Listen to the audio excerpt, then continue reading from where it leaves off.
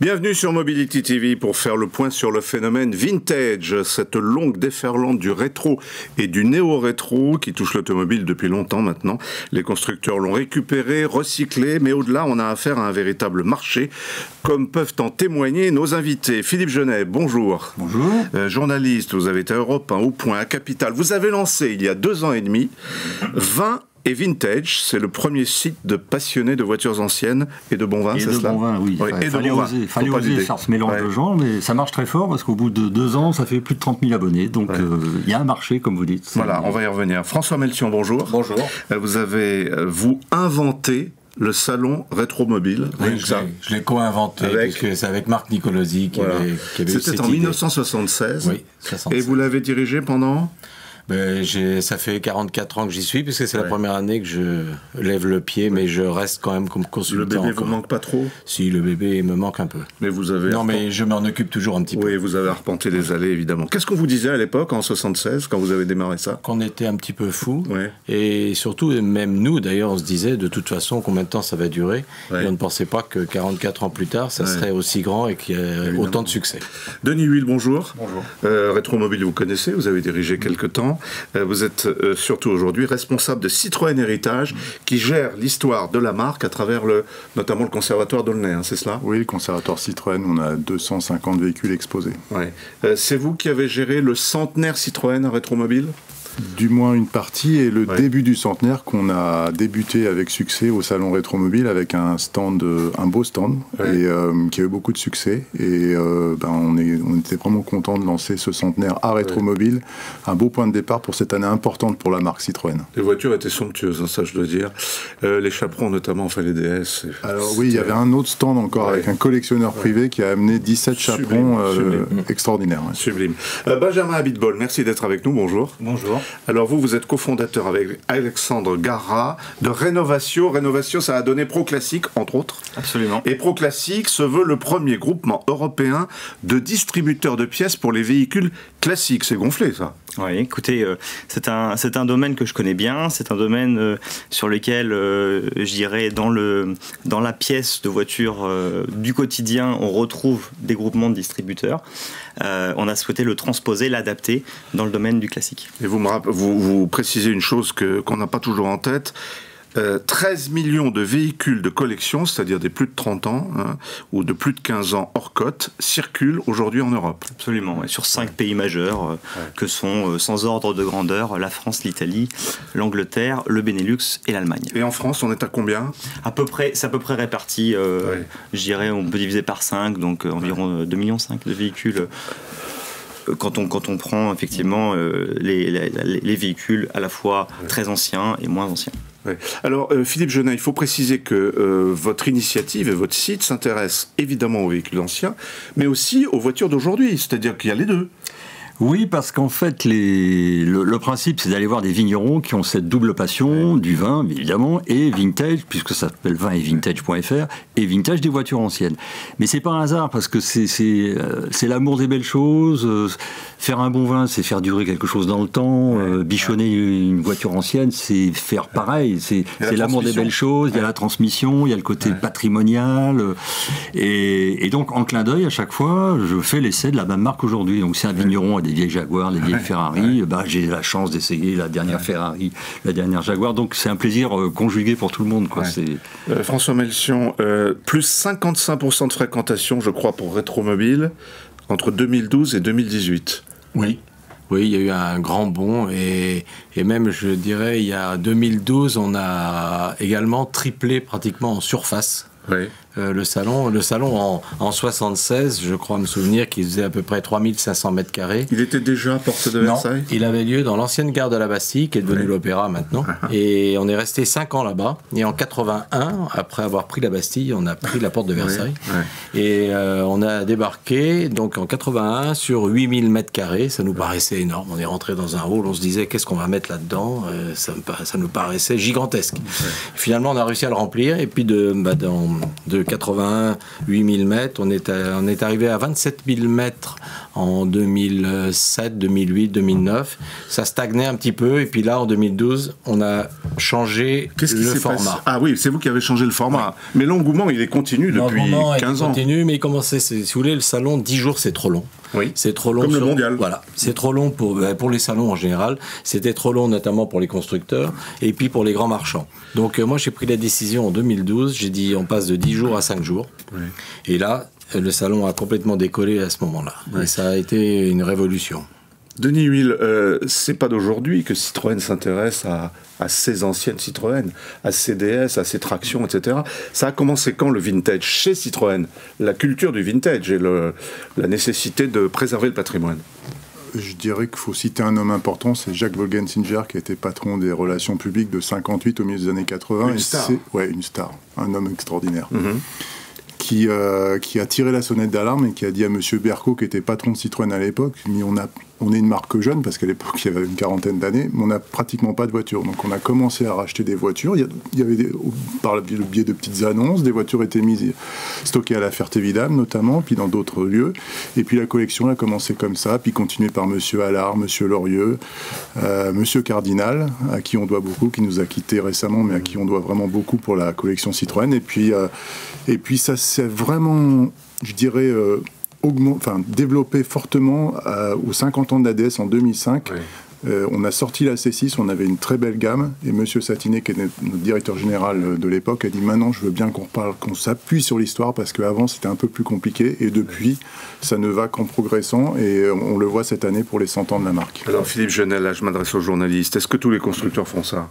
Est-ce que tous les constructeurs ont cette passion de l'héritage? Non, parce que tous les constructeurs n'ont pas cette chance-là, parce que moi je vois dans mon domaine des vignerons en France qui ont des vieilles voitures françaises, mais c'est une majorité écrasante, les 3/4, c'est des Citroën. Et pourquoi? Ah ouais? Parce que Citroën est la seule marque à avoir eu des modèles emblématiques qui ont illustré son histoire. Il y a eu la cul de poule, le trèfle, après il y a eu la traction, il y a eu la 2 chevaux, il y a eu la DS. Les autres constructeurs n'ont pas eu ces voitures emblématiques qui ont jalonné leur histoire. Mis à part Peugeot, à une époque où il y avait les superbes coupés cabriolets Peugeot Pininfarina, mais sorti de là, il n'y a pas vraiment des voitures qui ont retenu la tombe. Chez Renault, c'est pareil, mis à part la Floride, la Renault. Très peu de Renault à Rétromobile, par exemple. Il y a assez peu de Peugeot. Il y a de très belles Renault, surtout avant-guerre. Oui, voilà. Et après-guerre, la production était plus une production de masse. Mais est-ce que vous diriez aussi que le constructeur s'en est, entre guillemets, désintéressé?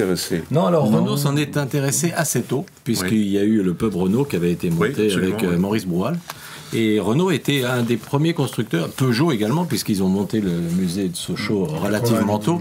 Et je vais rebondir sur ce qu'a dit Denis, c'est que Citroën, ils ont été très très tôt aussi, puisqu'ils ont quand même réussi à sauver les prototypes de la 2 chevaux assez tôt, sans le dire, mais ils avaient mis ça de côté quand même. C'est grâce à des employés qui ont parfois désobéi aux ordres de plus haut, et ils ont caché ces véhicules pour qu'ils ne soient pas détruits. Alors, Benjamin Abitbol, vous vous adressez à qui? Aux particuliers, à tout le monde, à tous ceux qui cherchent une pièce désespérément ou pas?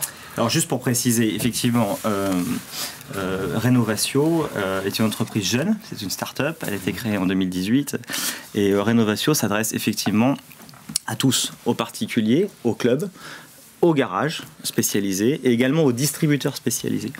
Je vais y revenir, mais en 2 mots, Rénovatio a créé 2 concepts innovants. Le premier concept, d'une part, c'est Bakélite.eu, un site one-stop shop sur lequel vous pourrez trouver, vous particuliers, vous amateurs et clubs, vous garage avec un atelier disparate, l'ensemble des pièces pour l'ensemble des marques de véhicules de 1940 à 1999. Je vous expliquerai un petit peu comment on fait. Et puis d'autre part, on a créé un groupement de distributeurs spécialisés. L'idée c'est quoi? C'est de dire on veut consolider un groupement de manière à ce qu'on puisse s'adresser, et on s'est déjà adressé, à un certain nombre d'équipementiers d'origine, ceux qui ont conçu les pièces à l'origine, il y a 20 ans, il y a 30 ans, il y a 40 ans, Et ces marques-là, on est allé les voir et on leur a dit, est-ce que ça vous intéresse de revenir dans le domaine du vintage, dans le domaine du classique, à travers des sociétés sérieuses de distribution. Ça commence quand le vintage, d'ailleurs, au passage? Est-ce qu'il y a une norme, une date? À partir de quand ma voiture va-t-elle être vintage? Alors il y a la FFVE, qui est la Fédération Française des Véhicules d'Époque, a donné une date qui est une date à partir de laquelle on peut obtenir un véhicule, une carte grise de collection, qui est donc 30 ans. Il faut que le véhicule ait 30 ans. Mais vous avez des gens qui ont des voitures qui ont 15 ou 20 ans et qui ne se fabriquent plus, et pour eux, leur voiture, elle est déjà ancienne. Et c'est comme ce qu'on disait tout à l'heure, on parlait de Renault qui n'avait pas beaucoup de choses dans les années 50-60. Aller expliquer à un grand amateur de Renault 16 que la Renault 16 n'est pas une voiture intéressante, je suis pas sûr qu'il apprécie beaucoup nos propos. Hein. Il y avait eu le Hervé Gordini. Il y a eu des choses. Il y a des choses à prendre dans toutes les époques, et puis il faut se replacer. Quelqu'un qui a 20 ou 30 ans ne va pas forcément avoir les mêmes aspirations, les mêmes goûts que moi qui aime les autos d'avant-guerre. Mais j'aime autant aussi, j'aime bien les voitures des années 60-70. Moi, j'aime bien l'automobile avec un grand A. J'aime bien tout. C'est dramatique. Une 15 chevaux Citroën aujourd'hui, on trouve toutes les pièces? C'est Citroën qui s'en occupe. Comment est-ce que vous gérez l'héritage? Citroën Héritage fait partie de l'aventure Peugeot Citroën DS, qui est une association mandatée par le groupe PSA pour gérer le patrimoine du groupe, que ça soit véhicules, objets, films, photos. Et dans nos objectifs et axes de développement, on a créé des pièces. On a à la fois des anciens stocks et on recrée des pièces aussi. On refabrique. Voilà. Et on a à peu près 16 000 références. Alors on est loin de tout avoir, hein, bien sûr. Pas mal du côté Peugeot, parce qu'il y avait pas mal de demandes. Du côté Citroën, un petit peu moins, parce que les clubs s'étaient pris un petit peu en main. Alors, pareil, pour des véhicules comme la 2 chevaux, on avait aussi vendu les moules à l'époque au Mirai Club de Cassis, qui refabrique beaucoup de pièces. Mais il y a des véhicules, effectivement, comme l'A15, où on n'a pas tout. Après, il y a, je dirais, le côté inventif des clubs qui recréent des pièces. On a par exemple la Traction Universelle, qui est le club de la traction avant, qui a 1700 membres, et du coup, il lance des refabrications aussi. Mais nous, on a aussi vocation, en tant qu'à l'aventure Peugeot Citroën DS, de développer cet axe pour que les voitures roulent. Parce que les pièces, on en a besoin. Une voiture qui ne roule pas, en plus, il faut que... Et puis, on a la chance on est associé aussi avec Michelin Classique qui recrée des pneus, donc... Ça, c'est un phénomène de masse. C'est un phénomène, c'est une vraie déferlante, je disais déferlante. Puis on s'est aperçu que de refabriquer des pièces, c'est très très bon, parce que quand une voiture ne roule pas, elle ne roule pas, elle ne casse pas. Si vous refabriquez des pièces... Elle s'abîme quand même. Elle s'abîme quand même. Elle s'abîme d'ailleurs plus en ne roulant pas qu'en roulant. Mais quand vous refabriquez une pièce, la personne va rerouler, donc il va recasser la pièce, donc il y a à nouveau un marché qui va fonctionner. Donc plus on fabrique de pièces, plus on en fabriquera. Il y a deux éléments. Effectivement, tout ce que vous dites est juste. Il y a aussi l'effet Youngtimer, donc les véhicules des années 70-80 qui sont beaucoup plus utilisables au quotidien, ou en tout cas plus régulièrement. Et de ce fait, les véhicules roulent plus. Et comme ils roulent plus, effectivement, il y a de la demande en matière de consommation de pièces, de pneumatiques, d'entretien, sans parler de restauration. Évidemment, la restauration ayant eu lieu, je dirais, sur l'ensemble de ces véhicules au fil du temps, on a aujourd'hui un marché qui, globalement, est un marché d'entretien et de maintenance. Est-ce que sur votre site, on trouve toutes les pièces pour toutes les voitures? Sur notre site, l'objectif, c'est effectivement de créer un outil digital de manière simple et de manière à ce que l'ensemble des distributeurs, y compris l'aventure Peugeot Citroën, puissent charger leur propre catalogue. Effectivement, la somme de toutes ces offres fera que un garage qui cherche pendant 2 heures par jour telle ou telle pièce pourra effectivement... Vous n'êtes pas Oscaro.com, c'est-à-dire que vous allez m'envoyer chez un garagiste qui aura, lui, comment ça marche? Comment ça marche? Eh bien, on n'est pas Oscaro.com, on a plutôt une vocation à être une place de marché. Donc une place de marché, c'est vous en trouvez dans différents secteurs d'activité aujourd'hui. Et aujourd'hui, elle se spécialise, si bien qu'effectivement, vous trouverez l'ensemble des pièces. Vous passez le tunnel d'achat, c'est-à-dire jusqu'à la commande de la pièce. Et ensuite, le distributeur en question, qui a la pièce, peut livrer directement le garage, le club ou le particulier. On trouve tout ce qu'on peut trouver. Tout ce qui est disponible aujourd'hui, vous le trouverez. Je pose ma question autrement. Est-ce qu'il y a aujourd'hui des voitures classiques anciennes pour lesquelles on ne trouve pas toutes les pièces? Il y a des, il y a des voitures, y compris dans les voitures dont les marques ont disparu. Voilà, surtout dans les marques. Alors, Hispano Suiza, je suppose que même Panhard, Simca. Panhard était un rétromobile, j'en ai vu deux magnifiques. Donc là, à ce moment-là, c'est de la refabrication à la demande. Ah oui, et ça coûte cher. Ça coûte cher.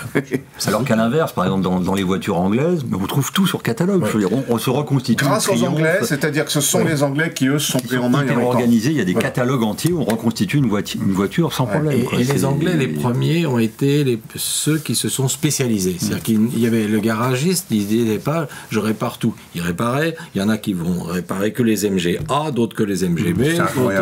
Et ils se sont spécialisés, et donc ils savent tout, et ils savent où on trouve tout. Et les Anglais sont très très organisés pour ça. Et c'est vrai que nous, constructeurs français, on avait un peu de retard, on conçoit. Maintenant, on essaye de mettre les bouchées doubles avec des refabrications de pièces, mais aussi en proposant la restauration au sein de nos ateliers, que ça soit à Sochaux, je peux venir avec ma 2 chevaux et vous me la remettez en état. Tout à fait, on vous fait un devis, après on va jusque là où vous voulez aller, et puis elle sort de nos ateliers avec nos experts. Et nous, on a vu d'ailleurs cette différence avec les constructeurs au travers de Rétromobile depuis 1976. Il y a eu une évolution terrible, parce qu'avant, à la limite, on était un peu les vilains petits canards, et les constructeurs nous disaient, nous on est là, on veut vendre des voitures neuves. Maintenant, ils se sont aperçus que le phénomène vintage était important, et je vais citer par exemple Porsche. Pendant un moment, Porsche ne voulait jamais entendre parler d'une voiture d'occasion. Il disait, c'est une voiture neuve qu'on ne vend pas, donc on ne veut pas vendre d'occasion. C'est pas eux qui ont le record de voitures en circulation. Ah bah oui, c'est et maintenant, Porsche, comme Citroën, comme BMW, refabrique et a surtout dans toutes les grandes concessions, ils ont un département Porsche classique et ils restaurent les voitures chez eux. Et donc c'est un phénomène qui a complètement changé sur quelques années. La refabrication, je rajouterais que effectivement sur notre site à venir, vous aurez un outil qui permettra à tout collectionneur ou club de faire la demande en matière de refabrication sur telle ou telle pièce. Et à travers, je dirais, l'union fait la force, bien évidemment, à travers une exposition au niveau France, mais également européenne, on aura la possibilité d'atteindre les fameux minimums de commandes, de quantité destinées effectivement à la refabrication. Donc derrière nous, on est également en contact avec un bon nombre d'industriels. On promeut les marques historiques et les équipementiers historiques. Donc chacun les connaît bien évidemment, et l'idée c'est de leur proposer ces listes de refabrication en amont pour qu'ils puissent se positionner sur telle ou telle pièce. Philippe Genet, vin et vintage, vous êtes allé vous balader dans le Jura, je crois, pour boire du vin jaune bien sûr, évidemment, en Ferrari Dino 308. Alors comment ça marche? Vous faites un appel au peuple, ou est-ce que ce sont vos adhérents, vos amis qui vous disent tiens, on va venir avec ma Ferrari Dino 308? Non, c'est un petit peu le phénomène de la boule de neige, parce que en gros, chaque vigneron que je vois depuis 2010, quand même, parce qu'au départ, c'est une rubrique qui existe dans la revue du vin de France depuis 2010, donc j'en ai 500 sous le coude en France. Et à chaque fois que j'en vois un, je pose toujours la question, vous connaissez d'autres vignerons comme vous qui ont cette double passion sympathique, et la boule de neige continue de grossir, ça n'arrête pas. Et Internet, évidemment, a tout changé, enfin, a permis... Oui, mais c'est plus par des contacts directs. Parce qu'en général, quand même, le monde des collectionneurs est discret. Donc les gens n'aiment pas toujours trop montrer leur voiture, etc. Mais quand ils ont affaire à quelqu'un comme moi au téléphone, assez vite, ils se rendent compte qu'ils ont affaire à un fondu comme eux. Et la question déclic, c'est « Ah bon, qu'est-ce que vous avez, vous ?»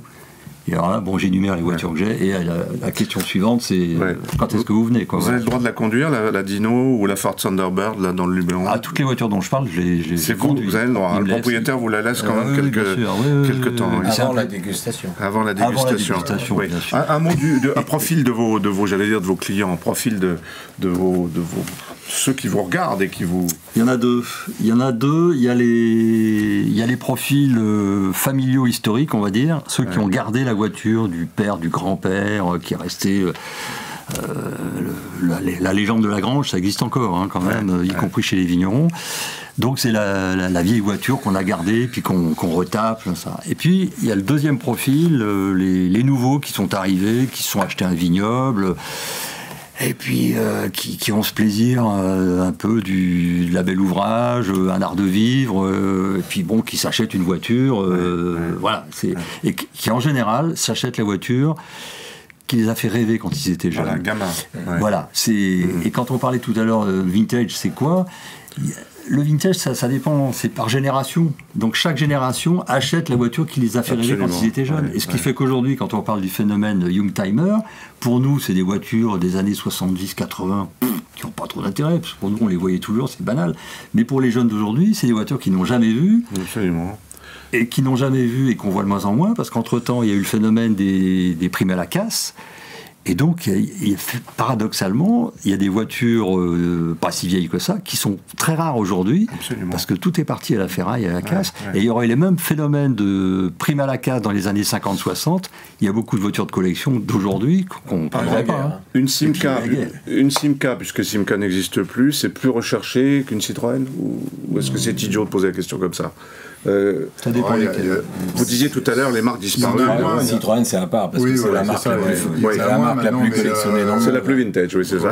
Au sein de l'aventure, on a la CAPI, la collection automobile de Poissy, qui retrace l'histoire de Poissy et où ont été construites quasiment toutes les Simca. Donc c'est quand même c'était une belle marque qui a eu, même jusqu'à la fin de sa vie, eu plusieurs fois une voiture de l'année plusieurs fois d'ailleurs. Oui, ils faisaient des belles voitures. C'était des voitures américaines mais à l'européenne, au gabarit. Merci d'être venu parler de votre passion. Qu'est-ce qui manque à Rétromobile? Il y a bien quelques marques qui manquent, on ne peut pas, à chaque édition, exposer un modèle de chaque marque qui a existé. C'est pas possible. Est-ce que vous avez de grands absents, comme il y a maintenant, malheureusement, désormais, au mondial, quelques absents? Alors, on a la chance d'avoir pas trop d'absents. En fait, on n'a pratiquement pas d'absents, parce que en fait, même les marques J'ai pas vu de Facel Vega. Ah si, il y avait un club. Je les ai ratés. Oui, il y a un club Facel Vega qui est très assidu et qui est d'ailleurs un des 4 clubs qui est là depuis le début, depuis 76. Ah oui, d'accord. Oui. Donc, fidèle entre les fidèles. Non, il y a toujours des marques qui peuvent ne pas être là pour des raisons budgétaires ou autres, mais de plus en plus, les marques s'impliquent au travers dans Rétromobile parce qu'ils veulent communiquer sur le futur au travers du passé. Et ça, c'est un bon axe de communication. Ils s'aperçoivent qu'il n'y a rien de mieux.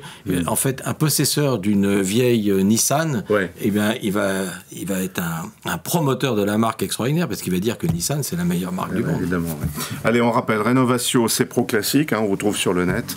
Et hop, on tape, on paye et on repart avec sa pièce, si j'ose dire. Philippe Genet, ça s'appelle Vin et Vintage, c'est pareil. Oui, mais on paye pas. Mais on paye pas, oui. Ah, au fait, c'est quoi le business model, là, d'un mot, parce qu'on vu que l'audience a vraiment explosé en 2 ans, à bout de 30 000 abonnés, il y a des partenaires qui viennent, il y a des sponsors, donc c'est super. Et le conservatoire d'Aulnay, on peut le visiter? On peut le visiter, oui.